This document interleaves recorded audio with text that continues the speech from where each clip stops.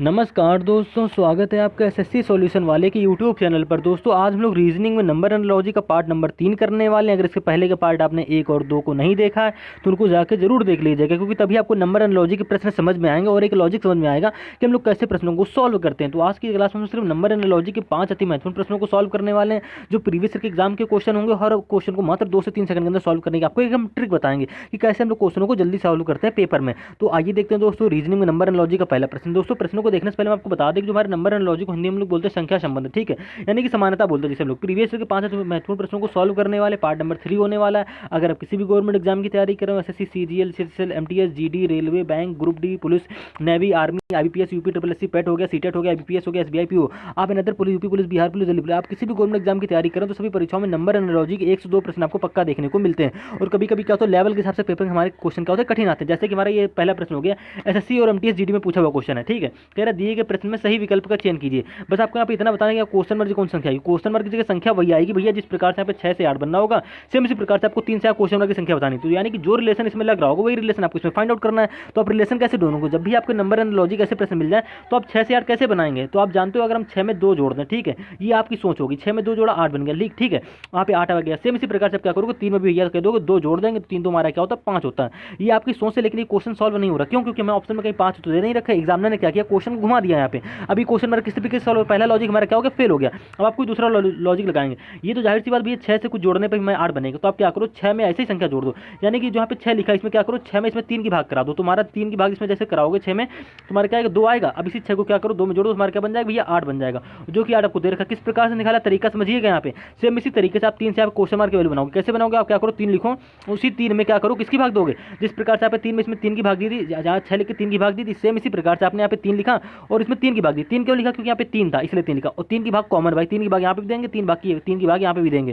तो जैसे हम 3 की भाग 3 में करेंगे तुम्हारा क्या आ जाएगा 1 आ जाएगा। अब इसी 3 1 को जोड़ दो, तुम्हारा क्या आ जाएगा भैया 4 आ जाएगा। यानी कि क्वेश्चन मार्क की वैल्यू क्या हो जाएगी, सेम लॉजिक से जो पैटर्न आपने इसमें लगाया वही सेम इसी पैटर्न से आपकी क्वेश्चन मार्क वैल्यू क्या आ रही है, यहाँ पे 4 आ रही है। और आपको ऑप्शन नंबर सी में दे रखा है, बस इस ऑप्शन नंबर आपका क्या हो जाएगा, सी करेक्ट आंसर हो जाएगा। तो उम्मीद है दोस्तों आप रीजनिंग में नंबर एनालॉजी के क्वेश्चन समझ गए होंगे। अब इसी प्रकार से आप क्या करेंगे, रीजनिंग में नंबर एनालॉजी का हमारा दूसरा क्वेश्चन होने वाला है। कह रहा है दिए गए प्रश्न में सही विकल्प का चयन कीजिए। बस आपको यहाँ पे इतना बताना है कि दिए गए प्रश्न में सही विकल्प का चयन कीजिए। अब आप कैसे बताओगे, यहाँ पे देखो 525 है, यहाँ पे 25 हो रहा है। तो आपको यहाँ पे एक चीज़ देखने को मिली होगी, आप क्या करो 525 से 25 बना सकते हो। कैसे बनाओगे, अब ये मत कह देना कि यार हम 525 में क्या करेंगे, आगे वाला 5 हटा देंगे तुम्हारा 25 बन जाएगा, ठीक है।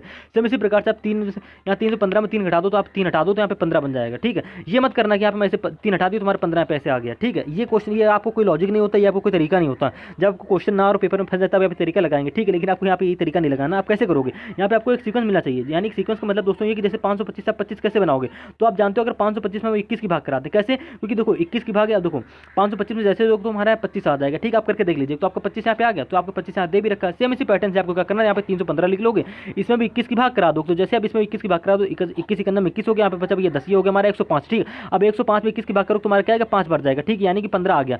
सेम पैटर्न पे आधार पर, ठीक है। तो आप भाग करके देख लीजिएगा, यहाँ पे आपका 15 आ जाएगा क्वेश्चन मार्क के सेम लॉजिक से। तो ऑप्शन नंबर बी आपके क्या हो जाएगा, यहाँ पे करेक्ट आंसर हो जाएगा। तो उम्मीद है दोस्तों आप रीजनिंग में नंबर एंड लॉजिक के क्वेश्चन भी समझ गए होंगे। ये लॉजिक मतलब लगाइए कि यहाँ पे 5 हटा देंगे, यहाँ पे 3 हटा देंगे, तुम्हारी क्वेश्चन की वैल्यू बन जाएगी। सेम लॉजिक ये तरीका कोई भी नहीं होता, ठीक है ना, ये कोई लॉजिक होता है, बस आप फंस जाए तब कर सकते हैं। अब इसी प्रकार से हम लोग क्या करेंगे, रीजनिंग में क्वेश्चन नंबर तीसरा है नंबर एनालॉजी से। कह रहा है दिए गए प्रश्न में सही विकल्प का चयन कीजिए।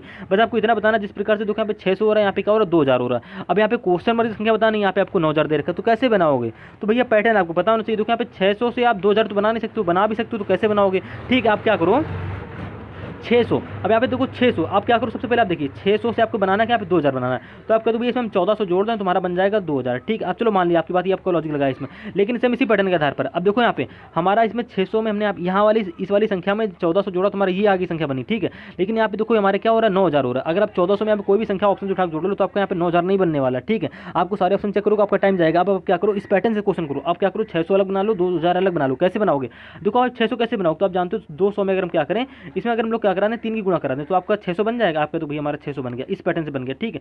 सेम इसी पैटर्न से आधार पर यहाँ पे देखो 2000 है, हम 200 की गुणा क्यों करा रहे हैं आपको समझ में आ जाएगा। अब देखो यहाँ पे हमें बनाना क्या है, यहाँ पे 2000 बनाना है। तो आप क्या करो इसी 200 में आप क्या करेंगे 10 की गुणा करा दो, तो आपका क्या बन जाएगा भैया 2000 बन जाएगी, आप जानते हो। इसलिए हमने क्या करें यहाँ पे 200 में 3 की गुणा करा दी तो आपका 600 बन गया।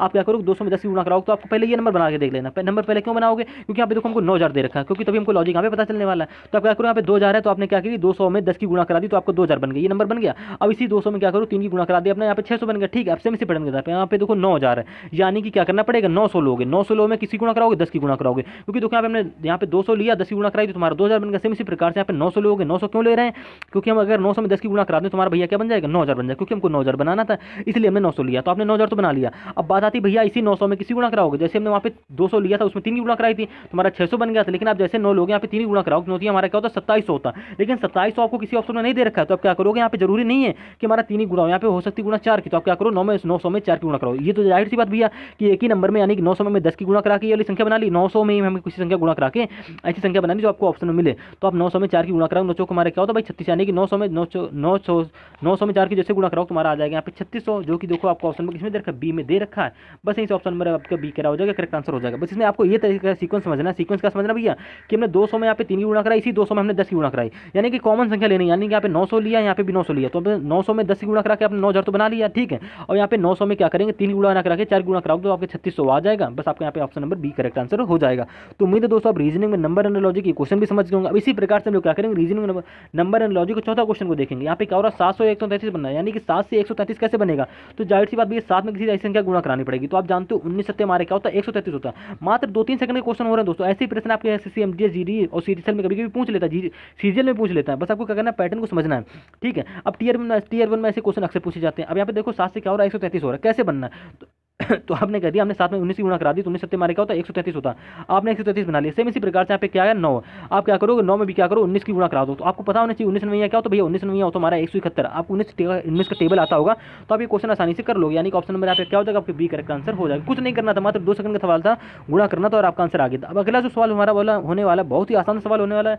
बस आपके यहाँ पे क्वेश्चन मार्क की वैल्यू बनानी, कैसे बनाओगे। अब यहाँ पे देखो 82 दे रखा है, यहाँ पे क्या बनना 0 से, यानी कि देखो भाई 82 से 0 से कैसे बनाओगे, तो आपको तरीका क्या सोचना पड़ेगा। आप क्या करो 8 में 2 घटा दिया, आप सब हम रीजनिंग हम इसमें कुछ भी कर सकते हैं। पहले यहाँ पे 82 लिखा है, 82 के मतलब अलग अलग, यानी कि 8 में 2 को घटा देंगे तो हमारा क्या बचेगा 6 बच जाएगा। इसी 6 को आप 0 से लिख लीजिए, तो आपका क्या होगा 0 से बन गया, आपने 0 से बना लिया। सेम इसी पैटर्न के आधार पर यहाँ पे 76 है, तो आप क्या करोगे 76 को आप ऐसे लिखोगे। आप क्या करोगे, इस प्रकार से 8 में 2 घटाए, सेम इसी प्रकार से 7 में 6 घटा, तो तुम्हारा क्या बचेगा भैया 1 बचेगा, क्योंकि आप जानते हो 7 में 6 घटाएंगे तुम्हारा क्या बचेगा 1 बचेगा। अब 1 के आगे लगा दो 0, तुम्हारी क्वेश्चन रख भैया क्या हो जाएगी 0 1 हो जाएगा। देखो देखो ऑप्शन नंबर 1 में दे भी रखा है, नहीं सॉरी ऑप्शन नंबर बी में आपको दे भी रखा 0, यानी कि ऑप्शन नंबर बी आप क्या हो जाएगा यहाँ पे करेक्ट आंसर हो जाएगा। तो उम्मीद है दोस्तों आप रीजनिंग में नंबर एनालॉजी के 5 के 5 प्रश्नों को आसानी से समझ गए होंगे। दोस्तों ये प्रश्न अक्सर एग्जाम में रिपीट होते तो पूछे जाते हैं। आप बिल्कुल बेसिक से बिल्कुल जीरो लेवल से कॉन्सेप्ट बताएं कि कैसे हम लोग प्रश्नों को बेसिक से बेसिक सोल्यूशन में सॉल्व करते हैं। तो उम्मीद है दोस्तों आप रीजनिंग के 5 के 5 प्रश्नों को आसानी से समझ गए होंगे। दोस्तों ऐसे प्रश्न आपके एग्जाम में अक्सर रिपीट होते हैं, तो इन प्रश्नों को कॉपी पे नोट करिए, हर एक क्वेश्चन का आंसर भी कमेंट कर दीजिएगा।